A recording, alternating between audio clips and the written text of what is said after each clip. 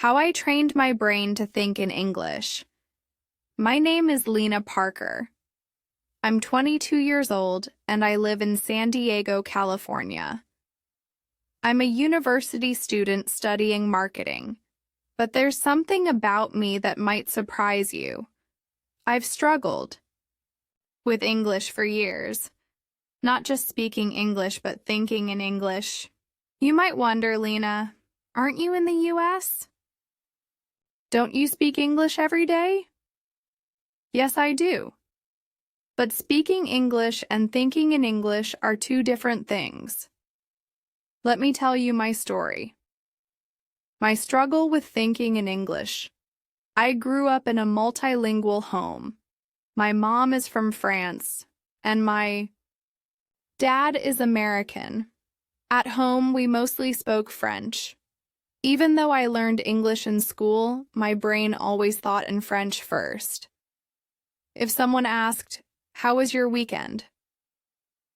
my brain would first think, "Comment était ton weekend?" Then I'd translate it to English and say, "My weekend was good." This small habit made my English slow. Conversations felt exhausting. I needed a few extra seconds to respond. By the time I was ready to speak, the conversation had already moved on. I realized this habit was holding me back. If I wanted to speak fluently, I had to stop thinking in French. I had to start thinking in English. The moment I knew I had a problem, it became clear in my marketing class. My professor asked a question, and my classmates answered quickly, but I sat there translating in my head. I understood the question. I knew the answer. But by the time I was ready to speak, someone else had already answered. One day, my professor called on me. I froze. My mind was busy translating. I could feel my classmates staring at me. After a long pause, I finally spoke. It wasn't terrible, but it wasn't natural either. After class, my friend Jake noticed my frustration. "Lena, you know English. What's stopping you?" he asked. "I always think in French first," I admitted. He laughed. "That's your problem. You need to stop translating and start thinking in English." He was right. But how? Step 1, changing my environment. Even though I lived in the US, my world was still in French. My phone was in French. My Netflix shows, mostly in French. Even my to-do lists were in French. So I made a decision. I would switch everything to English. Changed my phone settings. I started watching shows in English without subtitles. I listened to English podcasts. I even set reminders in English on my phone. At first, it felt strange. But slowly, my brain started adjusting. Step 2, talking to myself in English. One afternoon, I was walking home when I had an idea. I would talk to myself in English, not out loud. I didn't want people to think I was crazy. But in my head, I started narrating my day. Instead of thinking, "Je vais faire mes devoirs quand je rentre," I forced myself to think, "I'm going to do my homework when I get home." At first, I had to concentrate, but after a few days, it became natural.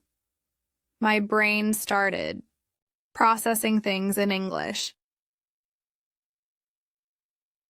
Step 3, keeping it simple, one big problem. My French thoughts were too complicated. If I tried to translate them word for word, they didn't always make sense in English. So I started using short, simple English sentences. For example, instead of thinking, j'espère qu'il ne pleuvra, pas parce que je dois aller au magasin, I thought, I hope it doesn't rain later. I need to go to the store. Short, simple, direct. Step 4. Describing everything in English. Another trick? I started describing what I saw. At a coffee shop, I looked around and thought, the barista is making coffee. That man is reading a book. This coffee smells good. At first, it was slow, but over time, my brain started doing it automatically. Step 5. Speaking without fear. One of the biggest things that slowed me down, fear of making mistakes. I always worried about grammar, but then I remembered something my English professor said. Even native speakers make mistakes. She was right. I had heard my American friends say, me and my friend went to the store. That's not grammatically correct, but people still say it. I realized fluency is more important than perfection, so I started speaking without overthinking. And something amazing happened. I became more confident. The turning point.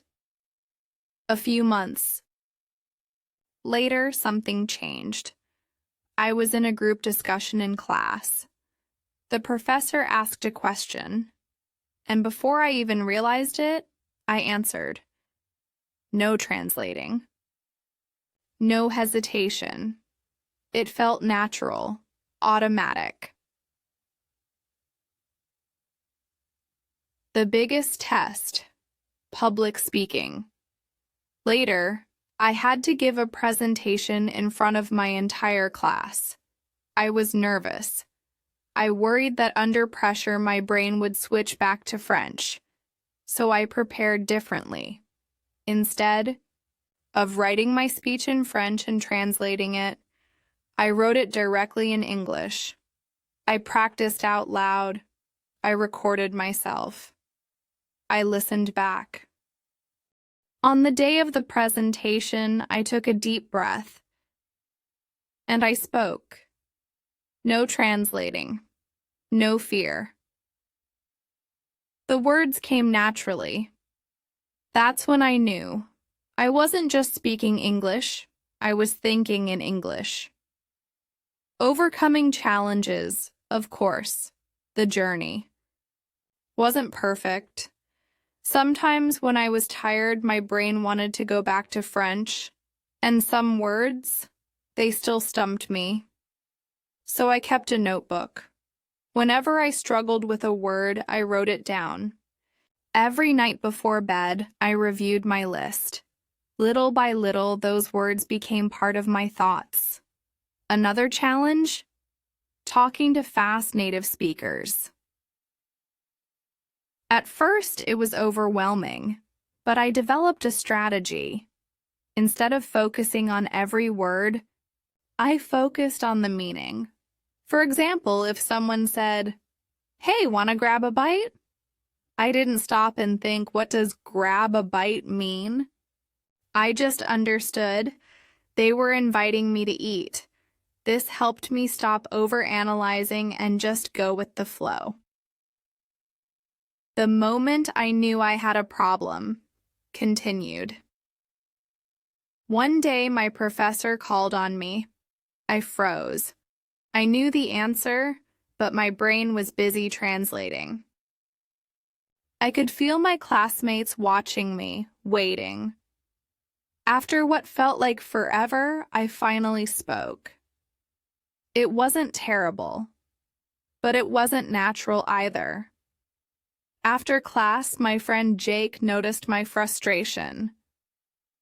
"Lena, you know English. What's stopping?" "You?" he asked. I sighed. "I always think in French first." He laughed. "That's your problem. You need to stop translating. You need to start thinking in English." Jake was right. But how? Step 1. Surrounding myself with English. The first thing I did was change my environment. Even though I lived in the US, I realized I was still living in French. My phone was in French, my Netflix shows mostly in French, even my to-do lists were in French. So I made a decision. I switched everything to English. I changed my phone settings. I started watching shows in English without subtitles. I listened to English podcasts every morning. I even started writing my shopping lists in English. At first, it felt weird. But little by little, my brain started adjusting. Step 2. Talking to myself in English. One afternoon, I was walking home from class, and I had an idea. What if I started thinking in English all the time? So, instead of thinking, je vais faire mes devoirs quand je rentre chez moi, I forced myself to think, I'm going to do my homework when I get home. At first, it felt unnatural. My brain wanted to switch back to French, but after a few days, it got easier. Step 3. Using simple sentences 1. Thing I noticed, my French thoughts were too complicated. When I tried to translate them, the English didn't always make sense. So I started thinking in short, simple sentences. For example, instead of thinking, j'espère qu'il ne pleuvra pas plus tard car je dois aller au magasin, I thought, I hope it doesn't rain later. I need to go to the store. Short, simple, direct, and it worked. Step 4. Describing everything around me. I started a new habit. Whenever I was in a coffee shop, I looked around and thought in English. The barista is making coffee. That man is reading a book. This coffee smells good. At first, I had to force my brain to do it, but over time, it became automatic. Step 5. Speaking without fear of mistakes. One of the biggest things that slowed me down. My fear of making mistakes. Every time I spoke, I worried about grammar. I wanted my sentences to be perfect. But then I remembered something my English professor told me. Even native speakers make mistakes. She was right. I had heard my American friends say things like, me and my friend went to the store, which isn't grammatically correct. But no one cared. That's when I realized fluency is more important than perfection. So, I stopped overthinking. If I made a mistake, I kept going. And something amazing happened. I started feeling confident. The turning point, a few months later, something incredible happened. I was in a group discussion in class. My professor asked a question, and before I even realized it, I answered. No translating, no hesitation. The words came out naturally. That's when I knew. My brain had finally switched to English. The real test, public speaking. Even after that moment, I still had one big fear, public speaking. Speaking in front of a class is scary for anyone, but for me, it was even harder. I worried that under pressure, I would go back to thinking in French. So, I prepared differently. Instead of writing my speech in French and translating, I wrote everything directly in English. I practiced out loud. I recorded myself and listened back.